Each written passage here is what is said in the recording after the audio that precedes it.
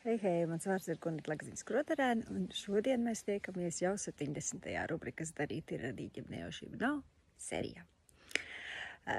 Šajās dienās pie manis ciemojas draudzene, kura no Rīgas brauc uz Liepāju speciāli ar pasūtījumu, viņa grib grafitī tūri. Un tad mēs izbraucām Liepājā pa grafiti. Izrādās, mums ir vairāk nekā 40 sienu gleznojumi, bet ne visi ir iekļauti Liepājas oficiālajā kartē. Bet mēs atradām arī tādus, kas nav. Vienu daļu gan mēs neredzējām, jo tie ir slēgtās teritorijās, kur šodien bija ciet, piemēram, Atmodas dārzs un Pegas pagalms. Bet lielāko daļu mēs redzējām. Pati, būdama liepājniece, vienu daļu nebiju redzējusi. Ļoti skaisti. Manuprāt, brīnišķīgi iespēja, ciemojoties Liepājā, šādu tripiņu uztaisīt. Pa centru mēs izgājām ar kājām, sanāca kaut kā 10 kilometri pa karostu mēs izbraukājām.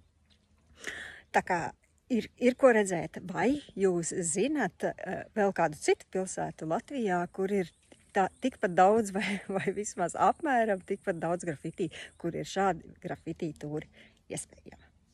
Nu ko, gaidīšu atbildes un tiekamies. Čau, čau!